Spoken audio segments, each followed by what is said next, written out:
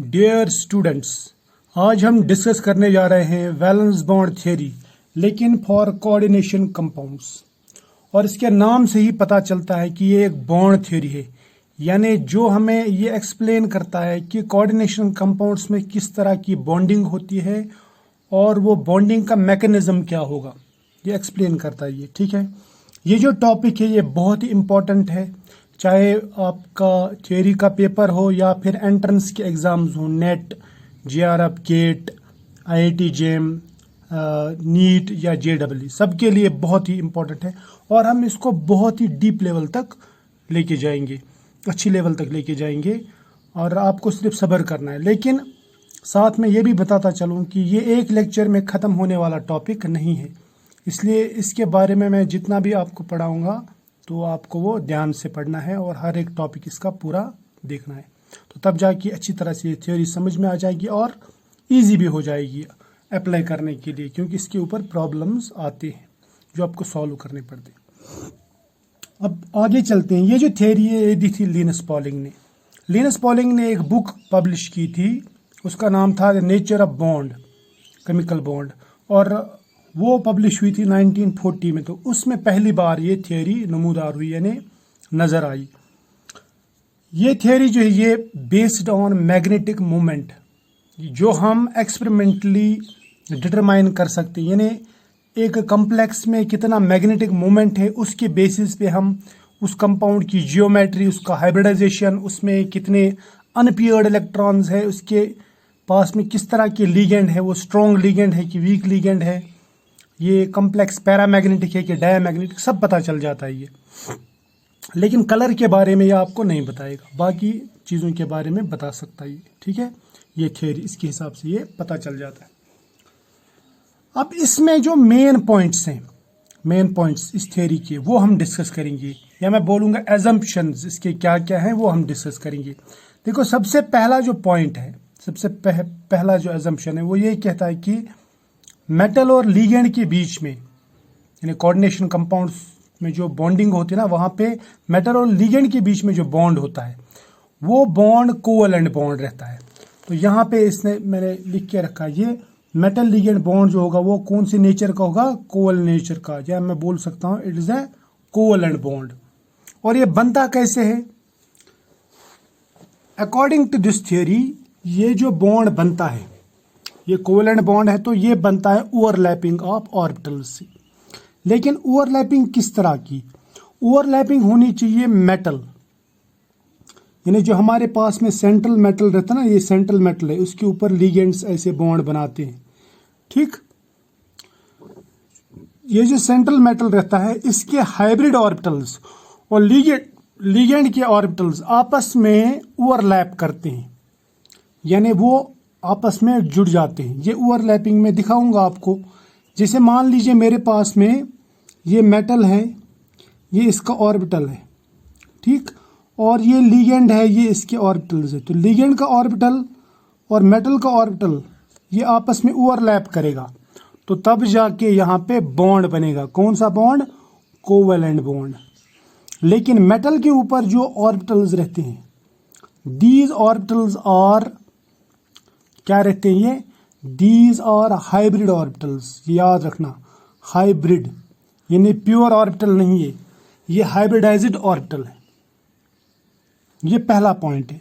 दूसरा point, hybridisation से पहले, या सॉरी ओवरलैपिंग से पहले, यानी मिलने से पहले, सेंट्रल मेटल एटम जो रहता है, यानी ये जो रहता है ये मेटल एटम, ये अपने ऊपर कुछ ऑर्बिटल्स एम्प्टी करता है, यानी खाली करता है, वैकेंट करता है। कितने ऑर्बिटल्स वैकेंट करता है? ये उतने ही ऑर्बिटल्स वैकेंट करता है जितना इसका कोऑर्डिनेशन नंबर रहता है, यानी जितने लीगेंड्स के साथ में ये बॉन्ड बनाएगा उतने ऑर्बिटल्स ये पहले खाली करेगा। मान लीजिए इसको 6 लीगेंड्स के साथ में बॉन्ड बनाना है, तो ये 6 ऑर्बिटल्स खाली कर देगा। कितने ऑर्बिटल्स खाली करेगा? 6। तब जाके 6 लीगेंड्स के साथ में ये बॉन्ड बनाएगा, एम्प्टी ऑर्बिटल्स। और वो ऑर्बिटल्स कौन कौन से होंगे? वो ऑर्बिटल्स s ऑर्बिटल्स भी रह सकते हैं, p ऑर्बिटल्स भी रह सकते हैं, और d ऑर्बिटल्स भी रह सकते हैं।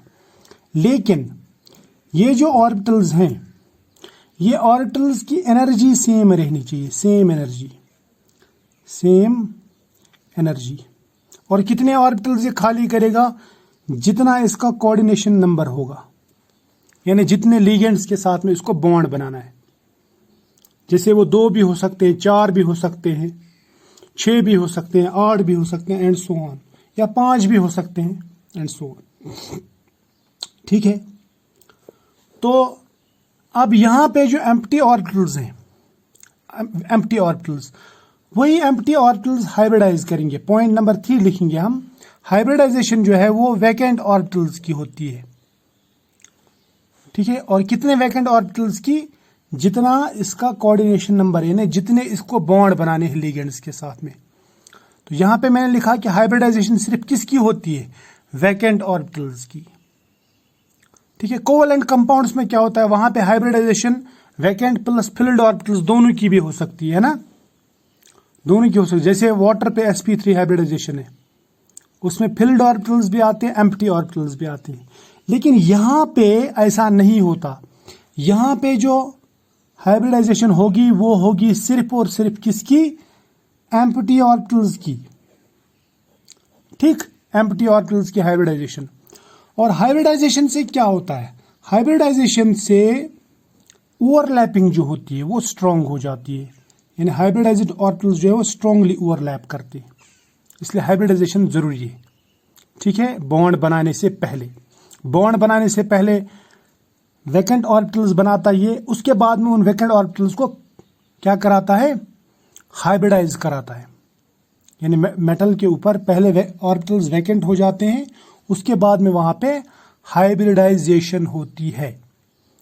और हाइब्रिडाइजेशन में सब ऑर्बिटल्स इन्वॉल्व होंगे, sb, pb और db, यानी s ऑर्बिटल, p ऑर्बिटल हो या d ऑर्बिटल, सब इन्वॉल्व हो सकते हैं। लेकिन मेजर जो कंट्रीब्यूशन रहता है ना वो d ऑर्बिटल्स का रहता है, ये याद रखना। यानी मोस्ट इंपॉर्टेंट और d ऑर्बिटल्स, क्योंकि हम ट्रांजिशन मेटल्स की बात कर रहे हैं यहाँ पे। ट्रांजिशन मेटल जो कॉम्प्लेक्सेस बनाते हैं वो। यहां तक समझ में आया? शाबाश। तो 3 पॉइंट्स आपने याद रखने हैं। पहले तो कोवैलेंट बॉन्ड बनेगा, दूसरा बॉन्ड बनने से पहले ऑर्बिटल्स वैकेंट होंगे मेटल के ऊपर, उसके बाद में वही वैकेंट ऑर्बिटल्स हाइब्रिडाइज होंगे। और कितने ऑर्बिटल्स मिक्स होंगे, हाइब्रिडाइज होंगे? जितना उस कोऑर्डिनेशन कंपाउंड का कोऑर्डिनेशन नंबर होगा, यानी जितने लिगेंड्स के साथ में उसको बॉन्ड बनाने होंगे। बात समझ में आ गई? शाबाश। और एक पॉइंट जो मैंने आपको बताया था, वो क्या बताया था कि डी ऑर्बिटल्स जो है इनका इंपॉर्टेंस ज्यादा है। यानी ये पी ऑर्बिटल हो कि ना हो, लेकिन डी ऑर्बिटल हाइब्रिडाइजेशन में जरूर होना चाहिए। These are more important. अब ये डी ऑर्बिटल्स जो है ना, ये हमारे पास में 2 तरह के रहेंगे डी ऑर्बिटल्स। मैंने कहा कि हाइब्रिडाइजेशन के टाइम पे वही ऑर्बिटल्स मिक्स होते हैं, हाइब्रिडाइज होते हैं, जिनकी एनर्जी नियरली सेम रहती है, नियरली सेम। जैसे अगर मैं 3D 4s 4p की बात करूं तो इनकी एनर्जी तकरीबन सेम रहती है, तो ये हाइब्रिडाइज होंगे। या 4s के बाद में 4d भी हाइब्रिडाइज हो सकता है ना। बात समझ में आ गई? अब देखो यहां पे मैं आपको एक खास चीज दिखाता हूं। यहां पे हाइब्रिडाइजेशन या तो इन तीनों की हो जाएगी, यानी डी, एस या पी की, या फिर हाइब्रिडाइजेशन इन तीनों की हो सकती है, यानी एस, पी और डी की। बात समझ में आ गई? यानी डी इन्वॉल्व होना ही चाहिए, चाहे वो बाहर वाला डी हो या फिर अंदर वाला डी हो, यानी 3rd शेल वाला डी हो या 4th शेल वाला डी। यानी अंदर वाले डी को, डी सब शेल को या डी ऑर्बिटल्स को हम बोलते हैं n-1 डी ऑर्बिटल्स, और जो बाहर वाले रहते हैं ये वाले, इनको बोलते हैं हम एन डी ऑर्बिटल्स। क्या कहते हैं इनको? N d orbitals. बात समझ में आ गई? यानी डी ऑर्बिटल्स हमारे पास में 2 तरह के रहेंगे, या तो अंदर वाले यानी n-d वाले, जैसे यहां पे लास्ट शेल कौन सा है? 4th शेल, और 4th में से 1 माइनस कर दो, यानी 4 - 1 तो 3rd शेल बन जाता है, जिसको हम कहते हैं पेनल्टीमेट शेल। यानी पेनल्टीमेट शेल का डी सब शेल हो सकता है, या फिर अल्टीमेट शेल का डी सब शेल हो सकता है। अगर ये वाला रहा यानी अंदर वाला, तो फिर जो कॉम्प्लेक्स बनेगा उसको हम कहेंगे इनर ऑर्बिटल कॉम्प्लेक्स। क्या कहेंगे? इनर ऑर्बिटल या ऑर्बिटल बोलते हैं आप इसको, ऑर्बिटल कॉम्प्लेक्स। अगर ये बाहर वाला रहा तो फिर ये कहलाएगा कौन सा कॉम्प्लेक्स?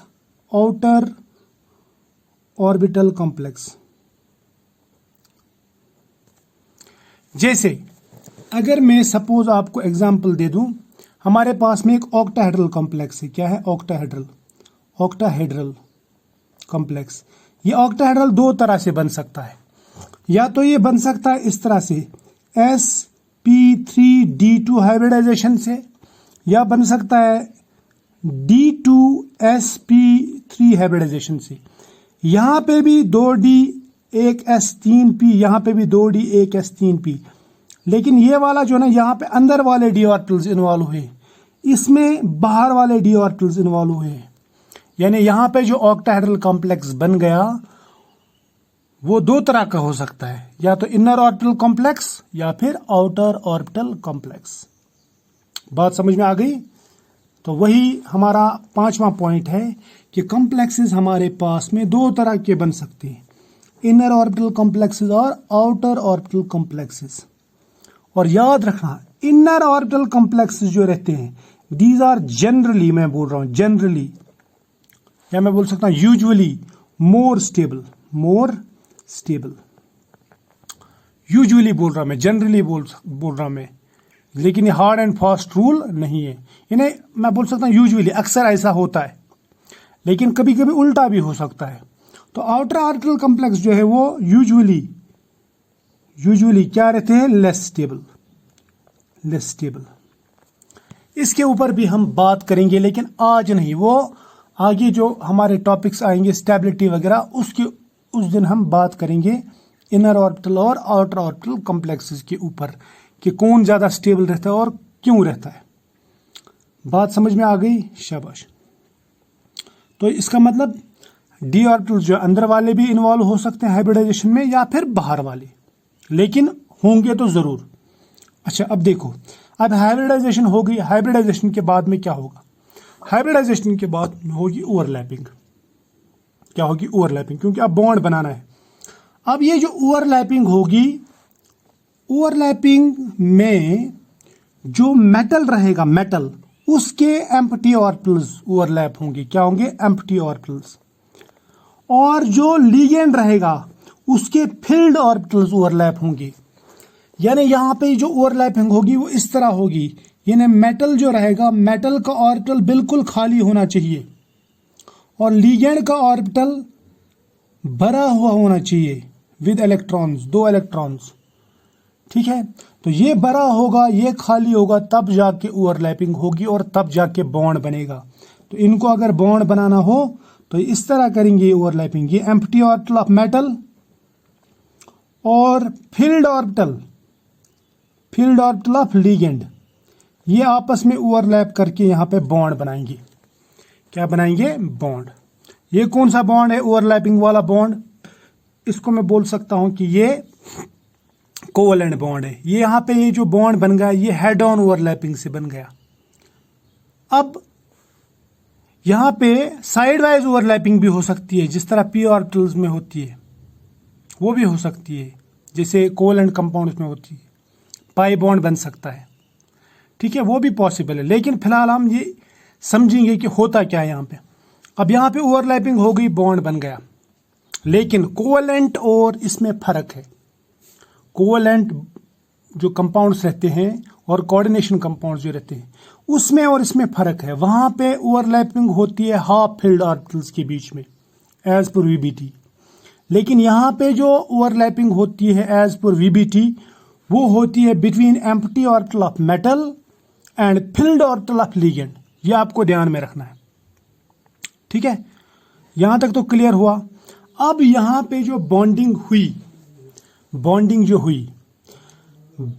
होने के बाद में ये लिगेंड ने इसके साथ में स्ट्रॉन्ग बॉन्ड बनाया कि वीक बॉन्ड बनाया, और लिगेंड ज्यादा क्लोज गया कि दूर है। समझ में आना? और लिगेंड ने कितने बॉन्ड बनाए, किस तरह का जियोमेट्री आ गया, और कितने इलेक्ट्रॉन्स वहां पे पेयर अप हुए और कितने नहीं हुए, ये भी मैं समझा दूंगा। और ये खाली कैसे होते हैं ऑर्बिटल्स, ये भी बताऊंगा मैं आपको, ठीक है। तो ये जो सब चीजें हैं ना, ये हमें कब समझ में आती है, जब हम कॉम्प्लेक्स का या इस कोऑर्डिनेशन कंपाउंड का मैग्नेटिक मोमेंट निकालते हैं। मैग्नेटिक मोमेंट जो रहता है, मैग्नेटिक मोमेंट इन 7वां पॉइंट, वो यहाँ पे डिसाइडिंग फैक्टर है।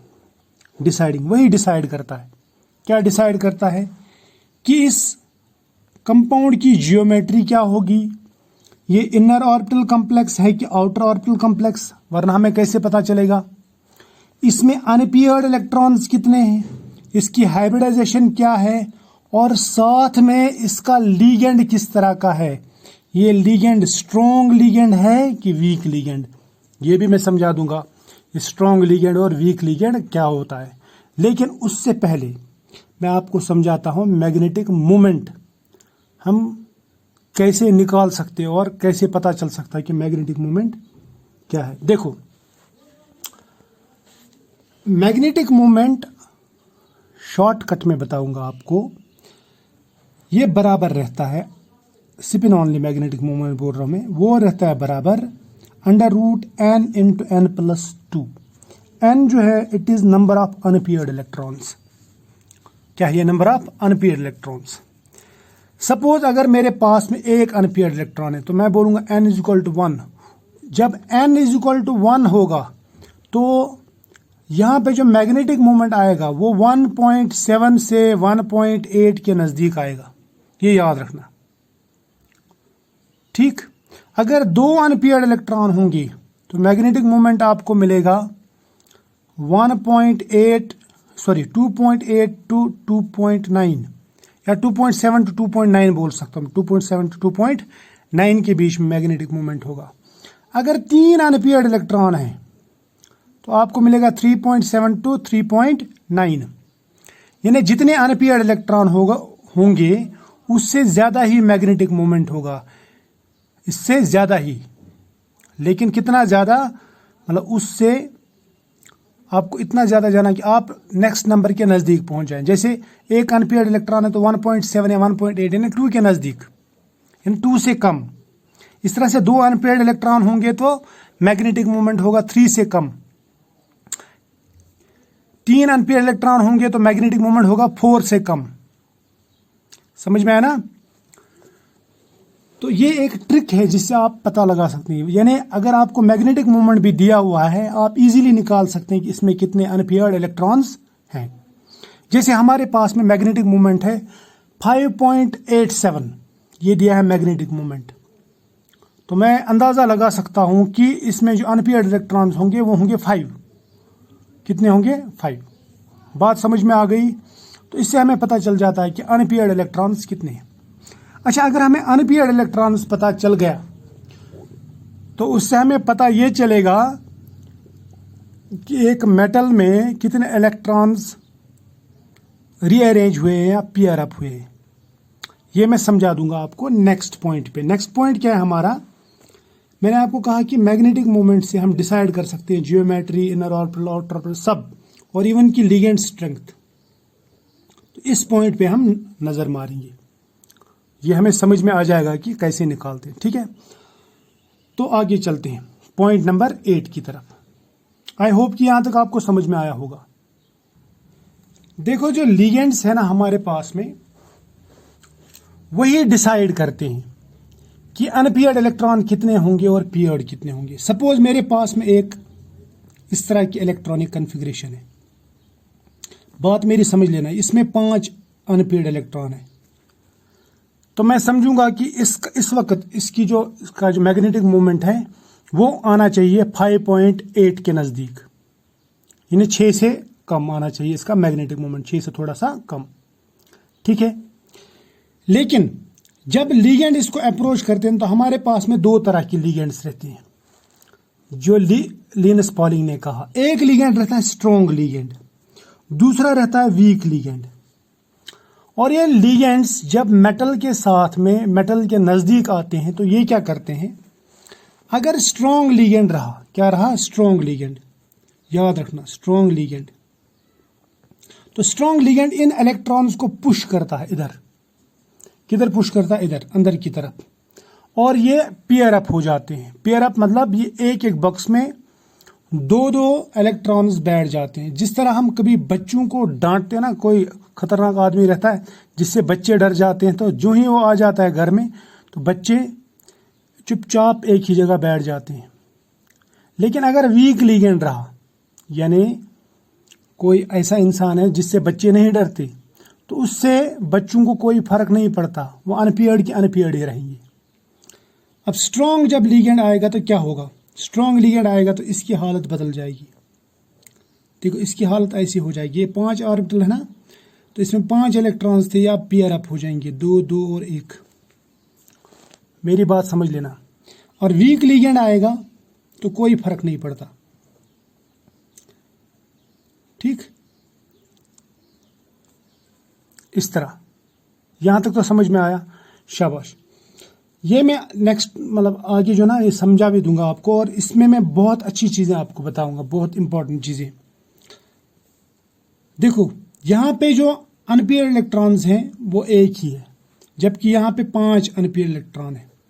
तो इसमें जितने अनपेयर्ड इलेक्ट्रॉन होंगे उतना मैग्नेटिक मोमेंट ज्यादा होगा, जितने अनपेयर्ड इलेक्ट्रॉन्स कम होंगे उतना मैग्नेटिक मोमेंट कम होगा। तो इसका मतलब इसका मैग्नेटिक मोमेंट कम होगा 1.7 के आसपास, इसका 5.8 के आसपास मैग्नेटिक मोमेंट होगा। तो मैग्नेटिक मोमेंट के ऊपर बता सकते हैं हम, यानी उसके लिहाज से हम बता सकते हैं कि लिगेंड कैसा था, स्ट्रॉन्ग लिगेंड था कि वीक लिगेंड था। और इसने हाइब्रिडाइजेशन कौन सी की है, ये इनर ऑर्बिटल हाइब्रिडाइजेशन की है कि आउटर ऑर्बिटल हाइब्रिडाइजेशन की है। बात समझ में आ गई? ये मैं समझा दूंगा पूरा, लेकिन पहले आप ये समझो, मतलब ये सुनो मैं क्या कह रहा हूं। लिगेंड्स कितने टाइप के हैं मैंने कहा कि लिगेंड्स जो हमारे पास में 2 टाइप के रहते हैं, एक है स्ट्रॉन्ग लिगेंड, दूसरा वीक। ये लिनस का मानना है।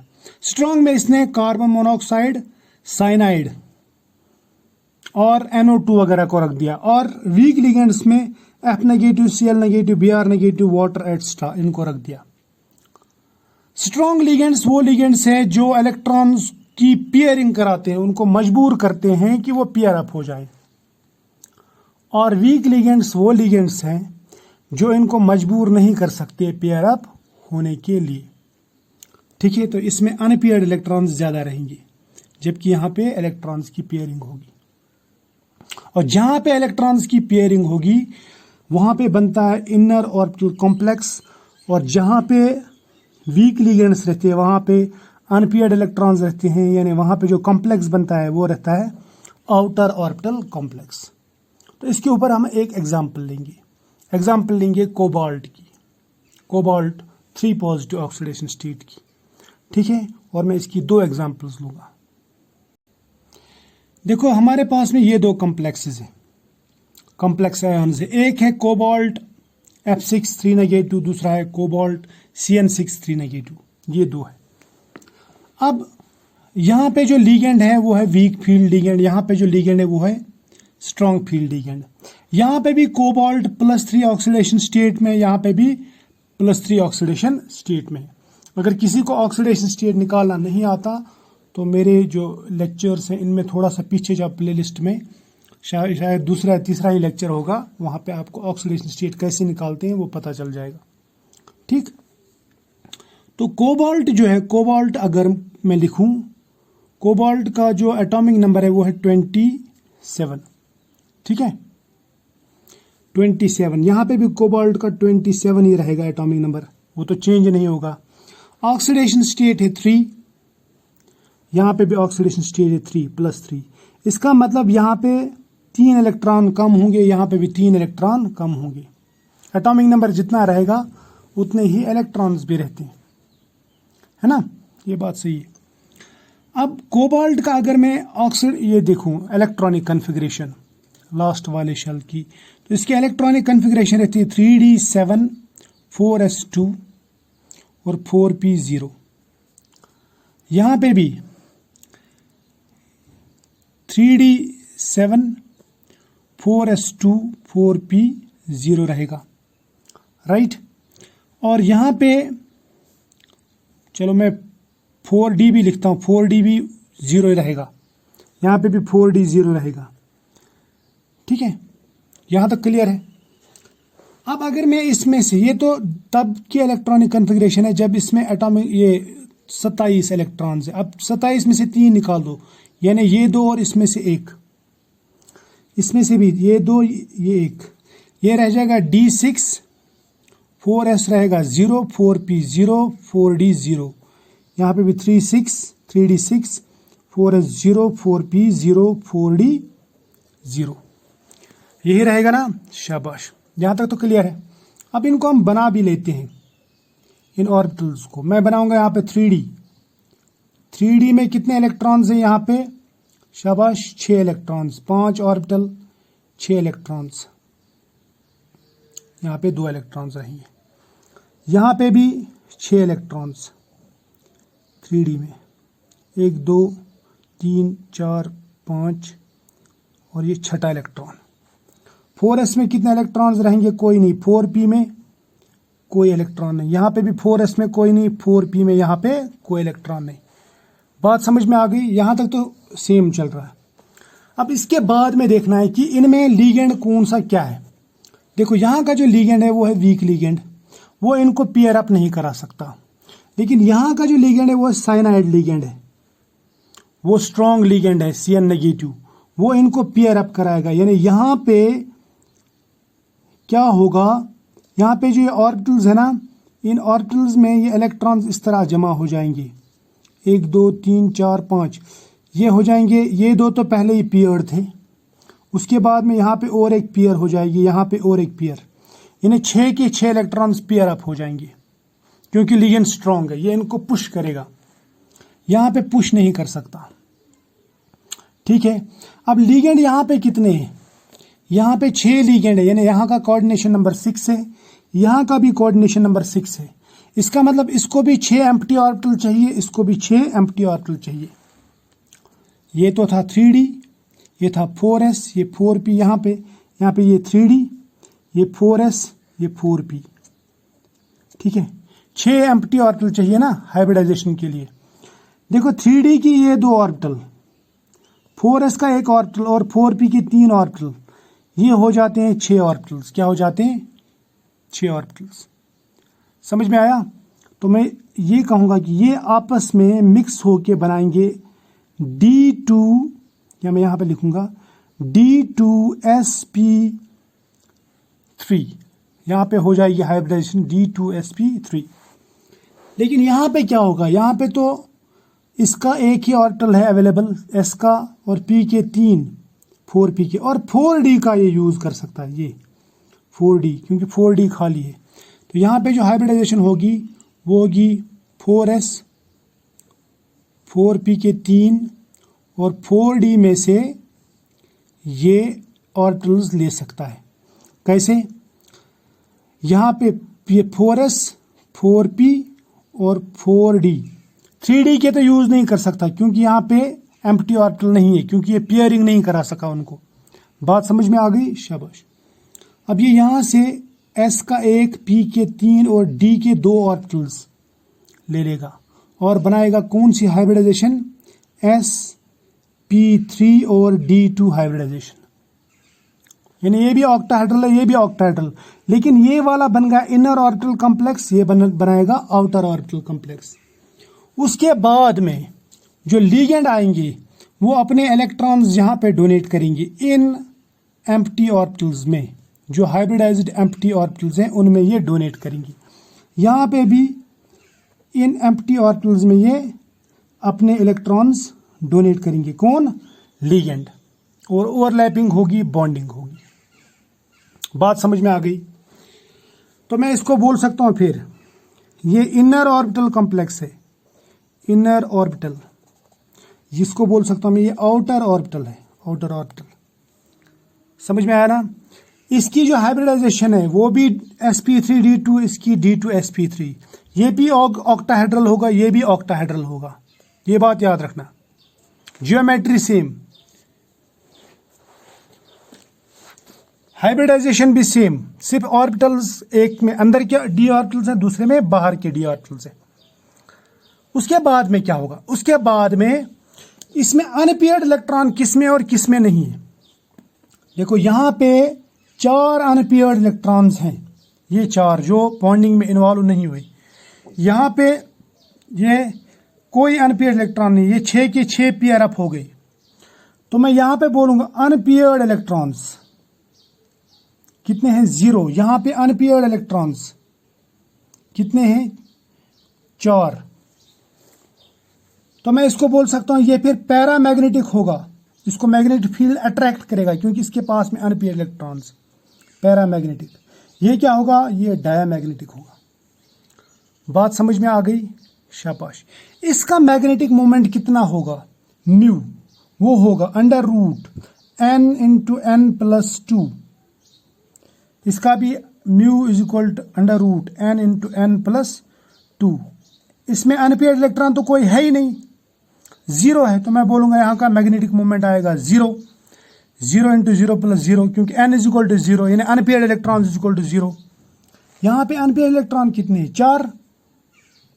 तो फिर मैं ये कहूंगा यह आएगा अंडर रूट 4 इंटू 4 प्लस 2। 4 दूने 4 और 2 होते हैं 6, 6 चुके होता है 24, है ना। 4 प्लस 4 प्लस 2 6, 6 इंटू 4 24। तो इसका जो मैग्नेटिक मोमेंट आएगा वो बराबर आएगा अंडर रूट 24। जब आप इसको सॉल्व करेंगे ना तो आपको 4.8 के आसपास ये मैग्नेटिक मोमेंट मिल जाएगा। तो ये थी इसकी कहानी, ठीक है। अब और एक चीज जो मैं आपको बताना चाहता हूं, अकॉर्डिंग टू दिस थियरी, जो इनर ऑर्बिटल कॉम्प्लेक्सेस रहते हैं, दीज आर मोर कोवेलेंट, ये याद रखना। लेकिन जो आउटर ऑर्बिटल कॉम्प्लेक्सेस हैं, these are less covalent in nature, या मैं बोलूंगा मोर आयोनिक इन नेचर।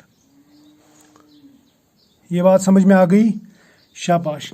अब ये जो है ना, आपको मैं लिगेंड्स कौन कौन से स्ट्रांग रहेंगे और कहाँ कहाँ पे रहेंगे, इसके लिए आपको एक ट्रिक की ज़रूरत है। मैं आपको बहुत ही एक इम्पोर्टेंट जो ना टॉपिक पढ़ाऊंगा, या मैं इसको बोलूँगा कि एक शॉर्टकट टॉपिक जो इसके बाद में पढ़ाने वाला हूँ, इस लेक्चर के बाद। उसमें मैं बताऊंगा आपको कि आप कैसे चूज़ करेंगे कि लिगेंड कहाँ पे स्ट्रॉन्ग लिगेंड एक्ट करता है और कहाँ पे वीक लिगेंड एक्ट करता है। यहाँ पे जो स्ट्रॉन्ग और वीक है ना, ये फ्यू एग्जाम्पल्स हैं, लेकिन लिगेंड्स की एक बड़ी रेंज है। उनमें से कुछ लिगेंड स्ट्रॉन्ग ही रहते हैं, कुछ वीक ही रहते हैं, और कुछ लिगेंड्स जो है ना वो कभी स्ट्रॉन्ग तो कभी वीक हो जाते हैं।